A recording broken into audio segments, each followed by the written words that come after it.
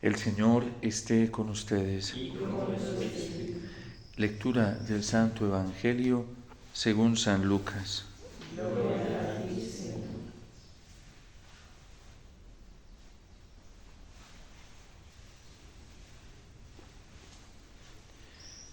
En aquel tiempo dijo Jesús a sus discípulos: A ustedes los que me escuchan les digo, amen a sus enemigos, hagan el bien a los que los odian, bendigan a los que los maldicen, oren por los que los calumnian.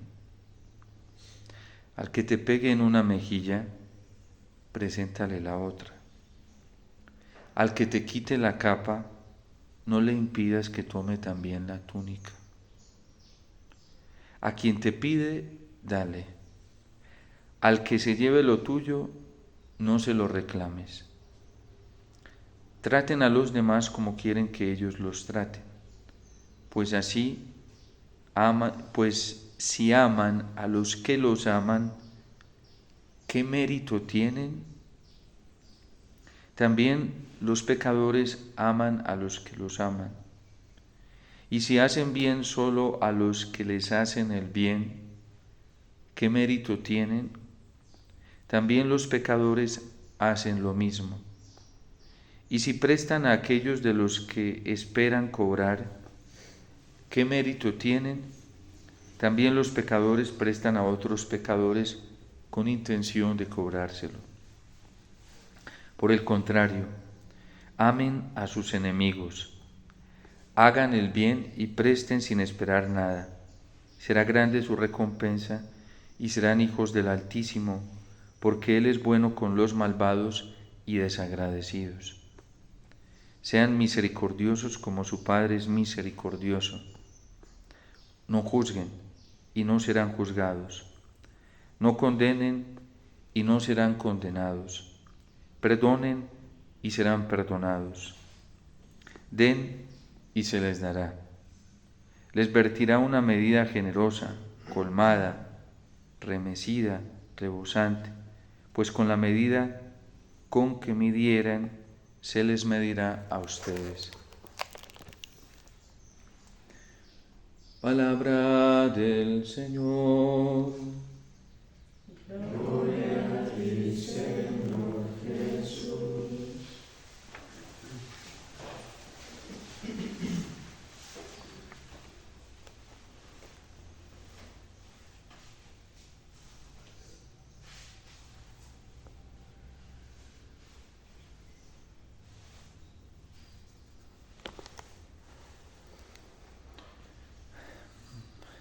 Quiero contar esto para, pues, ayuda mía también a ubicarme mucho mejor en lo que trae la palabra del Señor el día de hoy.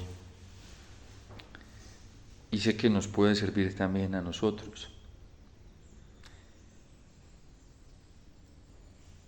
Un día me acerqué a un sacerdote en quien yo confío mucho por su testimonio de vida, por su coherencia, a manifestarle una lucha interna muy grande que yo estaba teniendo. Yo me di cuenta, porque era objetivo, de una persona que estaba haciendo muchísimo daño. Y digo estaba haciendo daño porque era a nivel general, a muchas personas. Y esa persona me buscaba para que yo le ayudase. Y yo sabía que esa persona no era sincera, no era coherente. Y entonces fui a pedirle a este sacerdote que me ayudara a orar, porque yo sentía que debía ya rechazar a esta persona, porque siempre tiendo a ser muy franco. A pesar de que yo le había dicho en varias oportunidades y le había alertado de su incoherencia, le dije ya no voy a permitir más, sí, pues que venga y le voy a decir que se vaya y que yo no voy a volver a ayudarle. Vuelvo y repito, después de haberle hecho ver y decirle sus incoherencias. Y este sacerdote me detiene y me dice, no, así se me puso firme. lo único que vence es el amor. Y además porque yo tenía un cierto temor de convertirme en un cómplice. Vuelvo y repito, yo ya le había alertado y le había dicho francamente a esta persona sus incoherencias. Y me dice, no, usted tiene que amar más. Y si esa persona le pide ayuda, usted tiene que ser más generoso para dársela. Y eso me entró en reversa. Inmediatamente sentí dentro de mí un espíritu de rebeldía y de resistencia, que cuando me vine reflexionando en lo que él me dijo, yo dije, esta resistencia interior que yo tengo no viene del Espíritu Santo, y yo no la puedo alimentar. Y la mejor forma de vencerla es obedecer lo que me ha dicho este ministro de Dios. Sin darme cuenta, pues estaba haciendo el mismo consejo de Jesús hoy en el Evangelio. No resistan a los malvados, ámenlos, rueguen por ellos. Y me costaba, pero yo me pegué del Señor y dije, Jesús, ayúdame, porque yo humanamente no soy capaz de hacer esto.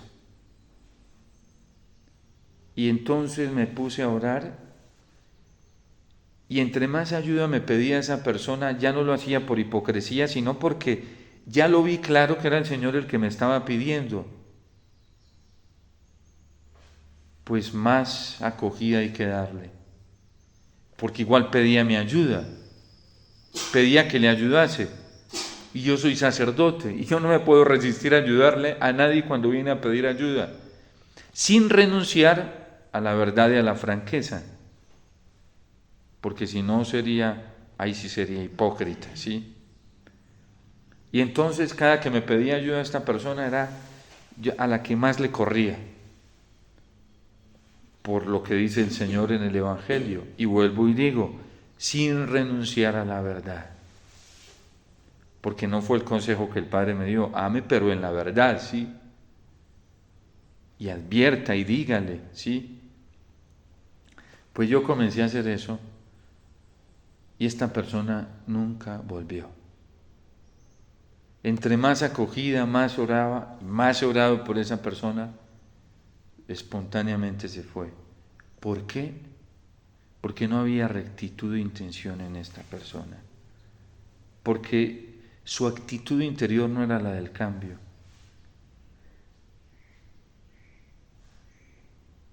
Y a mí el Señor todos los días me pide orar por esa persona, acogerla en el corazón, rogar por ella, orar por esta persona, pedirle. Y eso a mí me da mucha paz, porque sé que esa persona está enceguecida, ¿sí? Pero tengo la confianza que por la oración que haga por esta persona en la Eucaristía, en algún momento va a recapacitar y le va a pedir perdón al Señor, no por mis méritos, sino por los méritos de Jesús que yo le pido al Padre por esta persona. Y es que nosotros tenemos que procurar la salvación de todos como procura Cristo la salvación de todos, porque termina en el Evangelio diciendo, y serán hijos del Altísimo, porque Él es bueno con los malvados y desagradecidos. Uno, cuando tiende a la verdad y a la franqueza y a la sinceridad, a uno siempre le da miedo amar porque cree que se va a volver cómplice del error. Pero San Pablo trae una claridad muy grande en el himno de la carta a los Corintios, en el capítulo 13, porque dice que el amor no se alegra con la injusticia, que es la mentira, se alegra con la verdad. Y el amor nos implica la acogida para poder ser francos y sinceros también con los que están en el error. Porque si no los acogemos, ¿con qué autoridad les vamos a decir que están en un error? Si no los acogemos primero en nuestro corazón como los acoge el Señor, ¿con qué autoridad los vamos a corregir después? Otra cosa es que el hermano no se quiera corregir y quiera seguir en el error. Yo no me voy a ir cuando esta persona no volvió a pedir ayuda, no volvió, pues yo no me voy a ir a preguntarle por qué no volviste. Pues no, pues porque no quiere. Y no tiene ninguna excusa para decir que no tuvo oportunidades, que no se le brindaron las oportunidades, no las quiso. Quería oportunidades a su manera. Y hay gente que quiere oportunidades a su manera. Y el amor verdadero, este amor de Dios, nunca nos va a permitir, nunca, no nosotros, sino este amor, que seamos alcahuetes. Nunca lo va a permitir.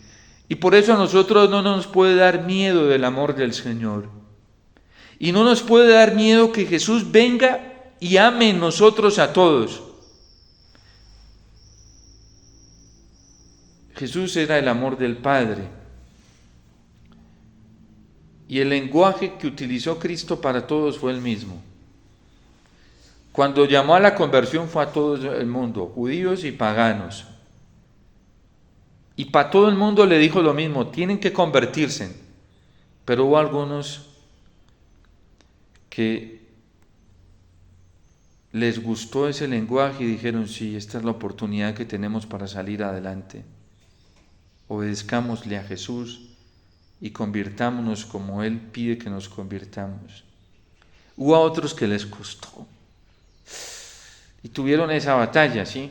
Como yo la tuve con esta persona. Pero el Señor los después recapacitaron y se dieron cuenta que era lo más correcto. Y hay otros que se endurecen y se obstinan en el error y dicen, no, eso no. El amor tiene que ser de otra manera y se resisten a esto del Evangelio. Amén. Dice el Señor a sus enemigos. Hagan el bien a los que los odian. Miren qué tan hermosa es la providencia del Señor cuando alguien se declara enemigo nuestro, que nos da una oportunidad muy grande de amar, de ser libres. Miren qué tan grande es la providencia del Señor cuando alguien nos odia, que lo único que está dando la oportunidad es de hacerle el bien a esa persona que no nos quiere. Miren qué tan grande es el Señor que nos da la oportunidad de bendecir al que nos maldice. Es una oportunidad grandiosa de la providencia de Dios, porque es descubrir el poder infinito de Dios en nosotros. Porque ustedes y yo humanamente seríamos incapaces, ningún ser humano, por mucha terapia psicológica que haga, por mucha ayuda humana o científica que busque, jamás sería capaz de hacer esto. No existe ningún ser humano que pueda llegar a esto por sí solo. Pero cuando desde la fe, acogiendo la recomendación, atendiendo, obedeciendo, decimos como San Pedro, Señor, lo hacemos porque tú lo mandas. Cuando decimos eso y lo aceptamos en nuestro corazón, viene el Espíritu Santo y comienza a desarrollar en nosotros las capacidades divinas de Cristo y hacer en nosotros lo que nosotros no seríamos capaces de hacer, por la obediencia de la fe. Y entonces podemos bendecir a los que nos maldicen y orar por los que los calumnian. Alguien me decía, con este tema del mal menor, Padre, a mí me da mucha rabia y mucho dolor cuando los escucho que calumnian y hablan mal de usted, por lo que usted dice del mal menor. Y yo dice, ¿por qué te da rabia? Padre, porque me duele, eso es injusto. Yo les digo, no, eso es una oportunidad. Para mí es un regalo, porque Dios me permite aprender de Él la compasión y orar, no enredarme con ellos, jamás. Jamás me voy a ir a sentar a tomar café con ellos, pues porque traicionaron al Señor. Y yo no me voy a ir a sentar con nadie que ha traicionado al Señor y que sigue traicionando al Señor. Si Jesús es mi amigo, ¿yo cómo voy a ser desleal con Él? Sería ir a hacer lo mismo que hacen, yo no voy a hacer eso con Jesús. Pero sí puedo rogar por ellos, como Jesús ruega por ellos, constantemente al Padre por su salvación. Yo no me voy a pedirle consejos para mi vida, la orientación de mi vida espiritual y de cómo debo hacer las cosas para obedecerle al Señor y vivir mi fe a un sacerdote o a un obispo que dice que se puede hacer el mal para obtener el bien, cuando eso lastima al Señor, cuando eso hiere al Señor. Y es que Jesús es mi amigo. Y yo no me voy a ir a ayudarle a quien le está clavando el puñal por la espalda al Señor para colaborarle para que se lo siga clavando. Así sea un sacerdote, así sea un obispo, así sea un laico, así sea alguien que tiene fama de santidad y de muy buena doctrina, pero está lastimando al Señor y yo no voy a hacer eso. No podemos hacer eso. Pero sí podemos hacer algo muy grande por estas personas. Y es orar por ellas. Cuando porque me he dado cuenta, no es especulación, ¿sí? Ni he tenido visiones extraordinarias donde dice, vea, este sacerdote apoya el mal menor, este obispo también. No, me he dado cuenta por evidencias concretas. Yo digo, pobrecitos, están muy mal. Están muy mal. Y yo ya sé que no tienen autoridad moral para orientar mi vida. Mucho menos que me voy a poner a buscar consejerías de ellos cuando van hacia la perdición. Un ciego no puede guiar a otro ciego. Pero sí puedo rogar por ellos, ¿cómo no? Sí podemos ofrecer sacrificios por ellos. Y el sacrificio más grande es el de la Eucaristía. ¿Cómo no orar por ellos? Entonces yo le digo a estas personas, ¿por qué te da rabia? No te dé rabia. Tómalo como una oportunidad muy grande para que sientas compasión de esas pobres almas. La Virgen lo dijo en Fátima, hay que orar por la conversión de los pobres pecadores. Primero la nuestra, pero no volvernos egoístas y solamente procurar nuestra salvación, y entonces la de los otros, ¿qué? Y la Virgen le dijo a los pastorcitos, hay un apostolado grandísimo con el que ustedes me pueden ayudar, y es ofrecerse por la conversión de los pobres pecadores. Y ellos así lo hicieron. Tanto que San Juan Pablo II, cuando beatificó a Jacinta y a Francisco, les agradeció porque dijo, por sus sacrificios y oraciones, Dios me preservó la vida. Y en ese atentado, él vio la mano prodigiosa de la misericordia de Dios a través de la Virgen, que desvió el proyectil, que hasta los forenses se quedaron asustados porque no se explicaban cómo ese proyectil se desvió dentro del cuerpo de San Juan Pablo, porque el objetivo del proyectil era efectivo. Contrataron al mejor. Y el mismo asesino, Elías, le dijo a Juan Pablo II, ¿por qué no estás muerto? La forma como se realizó el atentado estaba fríamente calculado, y la forma en que se dieron tan eficazmente las cosas era para que él hubiera muerto, y no murió. Y San Juan Pablo II dijo, una mano maternal desvió la bala. La misericordia de Dios.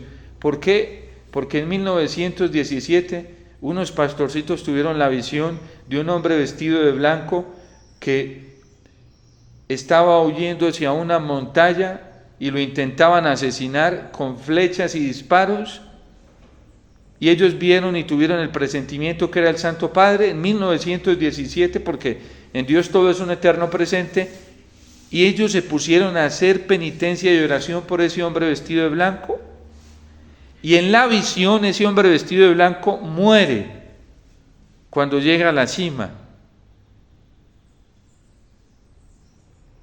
Pero el Señor, ¿qué les estaba diciendo el cielo? Y ellos lo entendieron: si ustedes oran y hacen penitencia, ese hombre se puede salvar. Y ellos le creyeron y se pusieron a hacer penitencia y oración por él. Jacinta se la pasaba ayunando, hacía ayunos secos de un mes entero, pidiéndole al Señor por ese hombre y por la iglesia y por la conversión de todos los pecadores. Y ese hombre fue herido con un proyectil, pero no murió.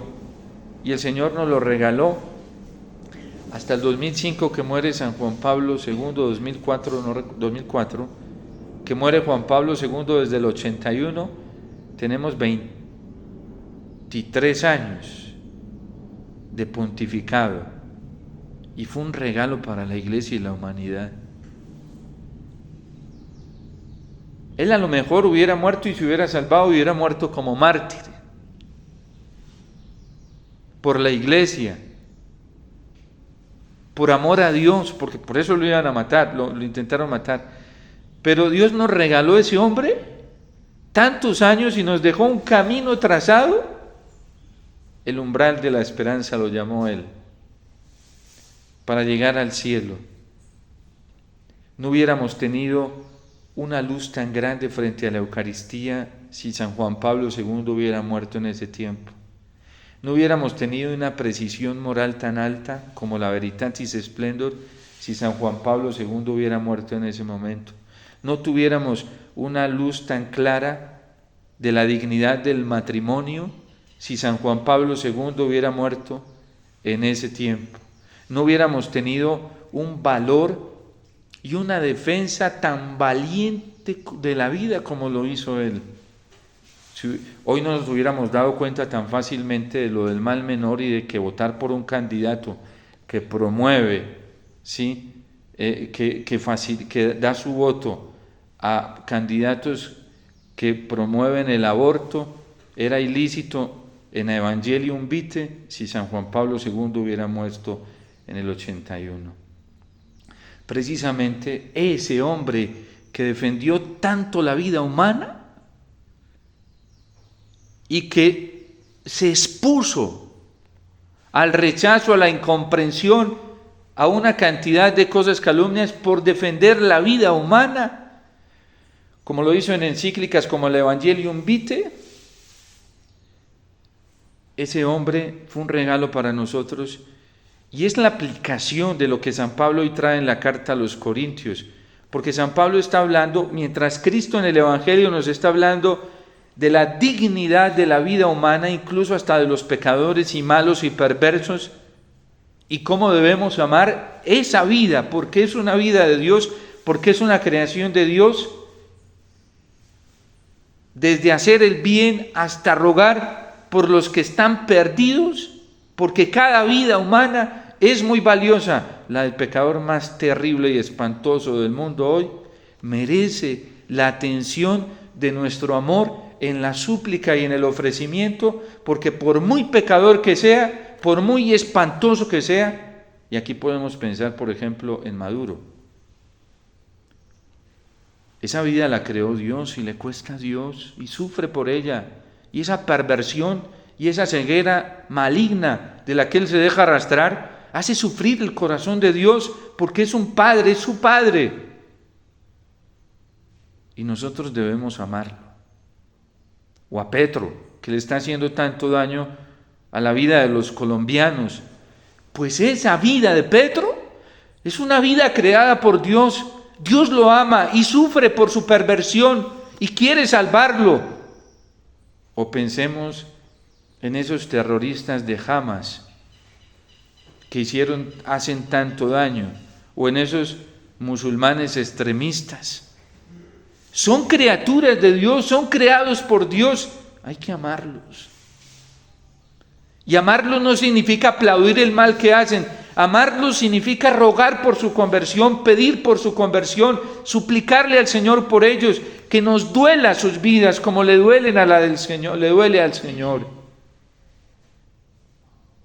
O las injusticias que están cometiendo estos países hoy, también porque han sido injustos. Israel, con las cosas que está haciendo, todo esto que se ve en guerra, hay que amarlos. Es lo que nos está pidiendo el Señor si queremos alcanzar la justicia y la paz. o en Colombia, a estos guerrilleros que han hecho tantas cosas nefastas, o a estos paramilitares, o a estos grupos. Rogar por su salvación. A nosotros nos debe doler el que estén ciegos, perdidos. ¿Y qué pidió la Virgen en Fátima? La Virgen no pidió hacer muchas cosas, algo sencillo. Oren y ofrézcanse por ellos. Y viene San Pablo defendiendo la dignidad del alma. Todo esto está en el Catecismo de la Iglesia Católica. Y ojalá ustedes vayan al Catecismo, el 5º mandamiento, y es esto del Evangelio hoy, ahí está aplicado. San Pablo habla de la dignidad del alma humana y de no producir escándalos a los pequeños y a los ignorantes. Eso del mal menor, ¿cómo es posible que haya sacerdotes hoy escandalizando a las pobres almas ignorantes?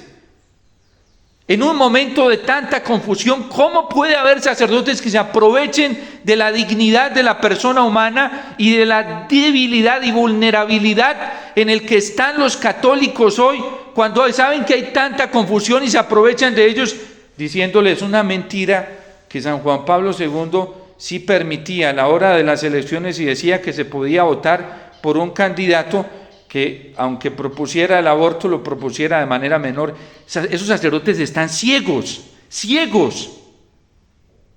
Deberían escuchar la rueda de prensa del Papa Francisco de México a Roma, cuando le pregunta a un periodista si bajo este criterio de mal menor se puede aceptar el aborto en ciertas propuestas políticas, y dice el Papa: no se puede aceptar. Y fuera de eso, es tan grave que manipulan a San Juan Pablo II cuando el Evangelium Vitae, numeral 73 y 74, dice que un católico que dé el sufragio del voto a un candidato que tiene en sus propuestas el aborto, se hace culpable y responsable. Y que participe en campañas de opinión a favor de estos candidatos. Como la gente está ciega, lee mal, interpreta mal, y estos sacerdotes y teólogos leen mal, interpretan mal. San Pablo, en la carta a los Romanos capítulo 3, se queja de una falsa concepción que hay entre algunos de los cristianos, que le atribuyen algo que él nunca ha dicho, de que permite el mal para hacer el bien.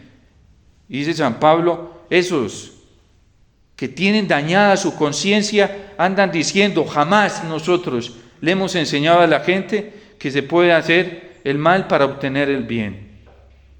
El Catecismo de la Iglesia Católica lo dice.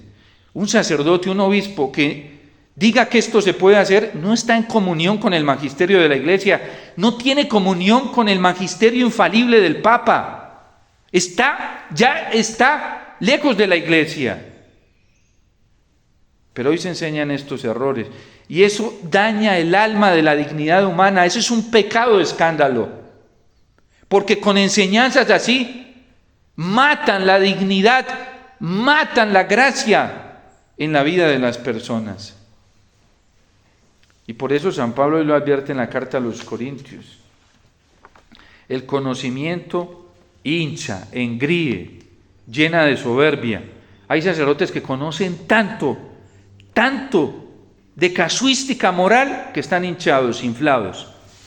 Hay obispos que conocen tanto de casuística humana, con criterios humanos, de casuística dogmática y de casuística moral, que ya se hincharon y se van a explotar. Y otros ya se están explotando.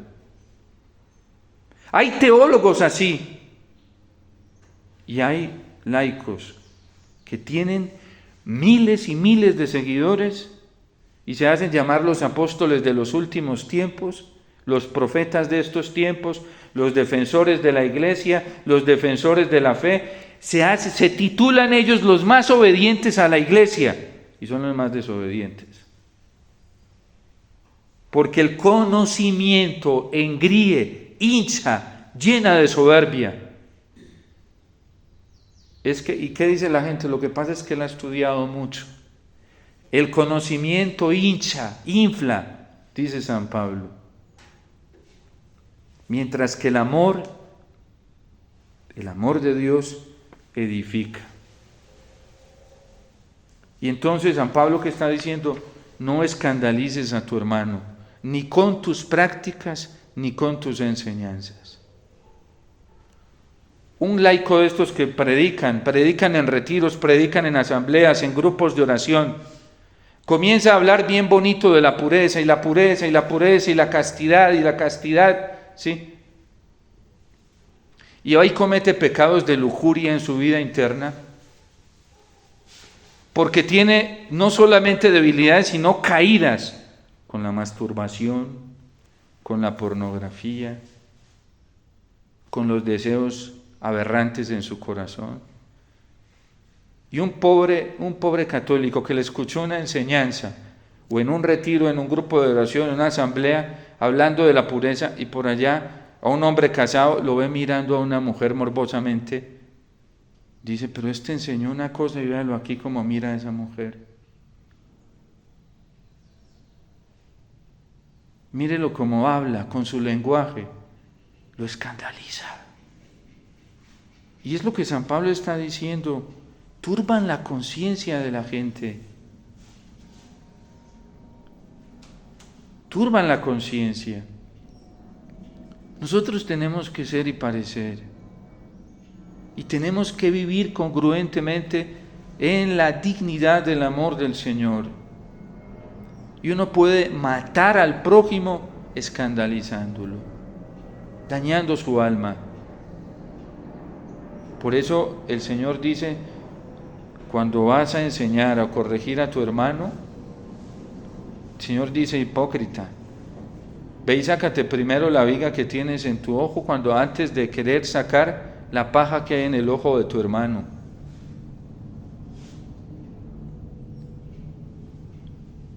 Nosotros tenemos que cuidar la dignidad del alma del prójimo y tenemos que revisar cómo está nuestra relación con el Señor, nuestra vida con el Señor, porque la vida es sagrada. El Salmo 138 hoy es un cántico hermosísimo a la dignidad de la vida humana, porque la ha creado Dios, porque Él formó sus riñones, porque Él la sondea, Él fue el que creó el corazón humano. Y antes de dirigirnos al prójimo para enseñarle a valorar su propia vida y su propia dignidad, nosotros tenemos que ir donde el Señor, a conocer cómo fue que creó Él la vida humana, para que nosotros aprendamos a valorarla como Él la valora porque Él la creó. Un sacerdote, un religioso, alguien que se dedica al cuidado y a la atención de las almas, si no es un hombre y una mujer de oración, que contempla primero el amor del Señor, que conoce el amor del Señor, nunca va a saber amar y enseñar a los demás. Se vuelve un explotador y no edifica las almas, porque comienza a dar de lo suyo y no de lo del Señor. Comienza a dar de lo que tiene su inflado y soberbio corazón por vanidad intelectual, porque conoce mucho y tiene muchos posgrados y maestrías y doctorados y lecturas, pero poco sabe del arte del Creador, que es el arte del amor, el arte del Señor. Miren el daño que están haciendo sacerdotes, teólogos, predicadores hoy, con decir, porque es que esto no solamente es en Colombia, hay países como Estados Unidos que se acercan a unas elecciones y la gente en el desespero de tener una liberación de tantas cosas atroces que hay en los estados, va y mete la cabeza por donde no la debe meter. Y nuestra opción es la opción de Dios. ¿Y cuál es la opción de Dios? La opción de Dios es el valor de la vida. Nosotros tenemos que optar como opta Dios. Nosotros tenemos que elegir lo que elige Dios. Nosotros tenemos que pensar como piensa Dios. La dignidad de la persona humana no es para dañarla, para destruirla, es para cuidarla. Cuando Dios le entregó a un esposo, una esposa allá en el altar, le dijo ese día en el altar, el día del matrimonio, mira cómo la amo yo, mira cómo la he cuidado yo, mira cómo la he protegido yo, mira todo lo que vale ella para mí. Y yo te la voy a confiar a ti porque confío en ti, confío en que tú me la vas a cuidar como yo la cuido. Cuando una esposa recibe a su esposo en el altar, es Dios mismo que le está diciendo, mira cómo lo he cuidado yo, lo he protegido, lo he amado, y mira todo lo que Él vale para mí para que tú me ayudes a cuidarlo. Yo confío en ti y confío en que tú me vas a ayudar. Y por eso dijo, no es bueno que el hombre esté solo, voy a darle una ayuda adecuada. Pero era para proteger esa vida. Dios quería enriquecer más esa vida humana. No es bueno que la mujer esté sola. Voy a darle una ayuda adecuada. Y puso al hombre en su camino, ¿sí? Para una ayuda mutua, en cuidarse, en protegerse. Pero ¿cuál es la visión dentro del matrimonio errada? El hombre cree que le dieron una máquina que está llena de monedas que le tiene que sacar todo lo que tiene adentro. Como si fuera un cajero automático que le pisa botones y tiene que botar plata toda hora. ¿Sí? Y entonces a la mujer le pisa un botón y tiene que dar todo lo que él necesita, lo que él quiere que le dé. No fue para eso que te la dieron es para que la cuides, para que le proveas, para que le des. No para que la explotes. Es para que tú la construyas, la edifiques, porque el amor edifica. A esa esposa le dieron un esposo y muchas creen porque tienen desviada la mirada, ya es desde el conocimiento, no desde el amor. Y entonces cree que es un proveedor de billetes, una fábrica de billetes, a ver, platica, ¿sí? Y venga, traiga plata, que para eso es lo que sirve usted en la casa. Y entonces van y se ufanan y dicen, es un excelente esposo. Es un excelente papá. ¿Por qué? Porque trae platica. Porque mire, padre, de todo tiene acá, muebles, nevera, tiene de todo. ¿Sí? A mí me tiene la ropa, yo no sé cómo se dice, lo que está en moda, ¿sí? A mí me tiene... No fue para eso que lo pusieron a él. Y él no te sirve para eso. Es para que tú le ayudes, esposa, a parecerse a Cristo. Tú tienes que ayudarle a él a parecerse a Cristo y a encontrar a Cristo y a encontrar el amor de Dios. Para eso te pusieron ahí, para que tú le ayudaras a encontrar. Tú como mujer tienes más sensibilidad de ver ese amor más inmediato. Ayúdale a él y enséñale con tu forma de amarlo, de estar con él. Enséñale que el amor de Dios es lo más grande que le puede pasar a un ser humano, para que le ayudes en eso. No para que le alimentes ese espíritu de lujuria, de perversión desordenada. Para eso no te pusieron. Nunca va a descubrir el amor de Dios ahí. Va a descubrir lo que hace el instinto desordenado y va a descubrir el pecado, la horroridad del pecado. Tú tienes que ayudarle porque el amor edifica. Y por eso hay cosas que a él lo pueden llevar a ser un esclavo del desorden. Si una mujer a toda hora le cede al instinto desordenado de su esposo, así estén casados, lo convierte en un psicópata sexual.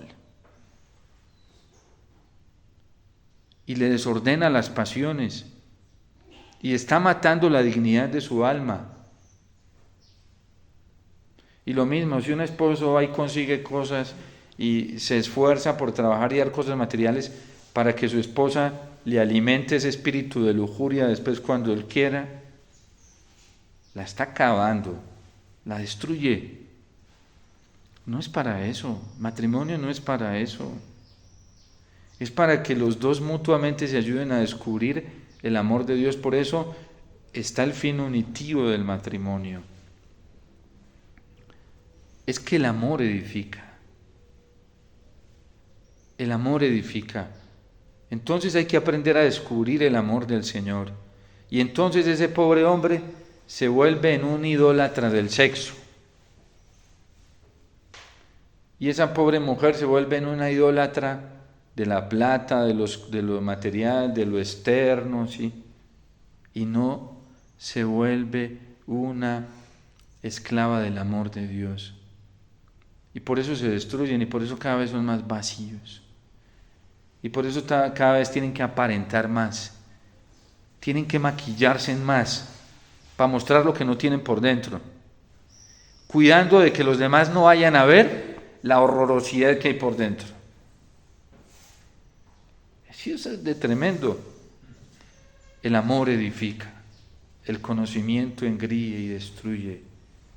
Por eso pidámosle al Señor, Salmo 138, hermoso, ojalá puedan ver ustedes hoy en el día, sacar un espacio, meditarlo todo completo, la belleza de la vida. Tú me hiciste y me formaste, dice el salmista, soy un prodigio que ha salido de tus manos. Por eso tenemos que cuidar la vida humana, nuestra vida y la de los otros. Hay que cuidarla, porque la vida es un prodigio y por eso el Señor hoy nos llama a amar. Y por eso San Pablo también nos llama a vivir en esta identidad de la vida humana. Miren, pidamos mucho, de verdad. Hay muchos laicos en Colombia, son directores de comunidades laicales, todavía están enceguecidos, empecinados, dañando las almas de la gente. Y sé de unos en particular, que el día en que el Señor me ponga a decir su nombre lo diré, ¿sí? Para bien de las almas. ¿Por qué hacen sino engañar a la gente? Y se ufanan de ser santos. Y se ufanan de ser obedientes a la iglesia, porque están al lado de ciertos miembros de la jerarquía que piensan como ellos. Y no como el Señor. Y muchos de esos yo los conozco. Y la gente tiene que poner cuidado. Y hay que amarlos, porque son calumniadores, son deshonestos, difamadores. Para eso utilizan el Evangelio, para eso utilizan a la Virgen, para eso utilizan la piedad. San Pablo ya lo advierte en la carta a Timoteo. Hay sacerdotes así que utilizan la piedad para maltratar a la gente. Utilizan el Evangelio para destruir a la gente. Hay obispos así, para manipular a la gente, para coger a las ovejas y quitarles la lana y la leche, porque eso es lo que les interesa de las ovejas. No les interesa que las ovejas experimenten el amor de Dios y sean libres, sino que las ovejas sean esclavas de ellos. Hay consagrados religiosos y religiosas así, y hay movimientos laicales así. Pidamos por ellos, pobres almas, que el Señor nos ayude a todos a ser fieles a su infinito amor y a vivir solamente de su amor. Dios te salve María, llena eres de gracia, el Señor es contigo, bendita tú eres entre todas las mujeres y bendito es el fruto de tu vientre Jesús. Santa María,